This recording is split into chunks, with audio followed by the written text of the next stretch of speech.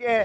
اور وہ تو رانا ثناء اللہ نے خود کا شکر کریں کہ اس نے جو ہے اپنے آپ کو وزیر داخلہ ہی مانگا، اگر وہ وزیر اعظم کا مانگتے تو وزیر اعظم بھی وہ بن چکا تھا۔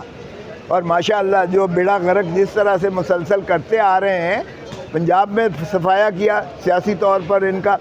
محسن نقوی تھے وزیر اعلیٰ، اب کرکٹ کا صفایا کر دیا اس نے۔ وہ جو ہے ہم امریکہ سے ہار گئے، اندازہ کریں، امریکہ جس کی ٹیم جو ہے وہ ہماری، اگر آپ اسکول کی ٹیم بھی بھیج دیں تو وہ بھی جیت کے آ جائے، اور وہ ماشاءاللہ اس کے چیئرمین ہیں اپنا پی سی بی کے، پھر ساتھ سینیٹر بھی ہیں، پھر ساتھ وفاقی وزیر داخلہ بھی ہے، اور پھر ساتھ پنجاب کو بھی کنٹرول کر رہا ہے۔ ابھی تک پنجاب پہ کوئی بندہ تبدیل نہیں ہو سکتا بغیر محسن نقوی کے اجازت کے، حکم نامے کے۔ ایڈمنسٹریشن ساری جو ہے ابھی بھی محسن نقوی چلا رہا ہے۔ یہ تو صرف وردیاں شردیاں پہن کر فیتے کاٹنے پر اور تندور پر روٹیاں جا کے قیمتیں دریافت کرنے پر ماشاءاللہ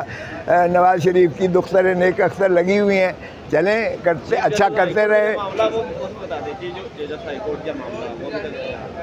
دیکھیں، ہائی کورٹ کا بھی یہاں جو ہے یہ ایک بدقسمتی سے کبھی ایسا نہیں ہوا تھا۔ اب آپ دیکھیں، جب چونکہ میں اس کمیٹی کا بھی ممبر ہوں جو پارلیمانی کمیٹی برائے تقرری ججز کی تقرری کی کمیٹی ہے، اس کا بھی میں ممبر ہوں، ہماری نشست ہوئی تھی، تو ہم نے کہا کہ کوئی اصول اور خد و خال ہونے چاہیے،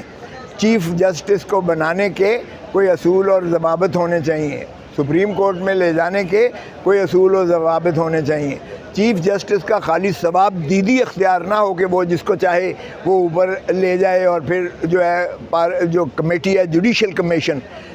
کمیشن اس کو کر دے اور پھر ہمارے پاس بھیج دے پارلیمانی کمیٹی میں۔ تو وہ ابھی تک طے نہیں ہوا۔ کچھ جو سینئر موسٹ ججز ہیں، چونکہ 3 نام بھیجنے پڑتے ہیں، اب 3 سینئر ججز جو ہیں، جسٹس شجاعت صاحب ہیں، جسٹس وہ علی باقر نجفی صاحب ہیں، اور تیسرے عالیہ نیلم صاحبہ ہیں۔ تو یہ 3 نام دیکھیں انڈر کنسیڈریشن ہیں، آئیں گے تو پھر جس کو جوڈیشل کمیشن بنائے گی اور پھر ہمارے پاس آئے گا پارلیمانی کمیٹی میں، تو اس کا دیکھیں گے۔ کیونکہ اگر سینیورٹی کی بنیاد پر، جو کہ بارز کہتی ہیں کہ سینیورٹی کی بنیاد پر ہو، تو پھر تو وہ نمبر 1 2 3 ہے، اور اگر سینیورٹی کم فٹنس ہو تو اس میں آربٹریرینس کا ایک ایلیمنٹ آتا ہے کہ اپنی جو ہے من پسند اور ناپسند کا دخل عمل آ جاتا ہے اس میں۔ باہر کیف وہ سارا معاملات اگر رولز کے ذریعے، ضابطے کے ذریعے ایک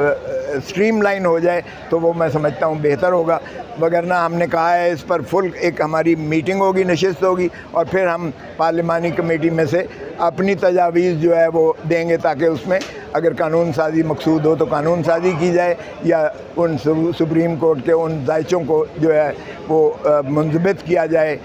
جو ہم اس وقت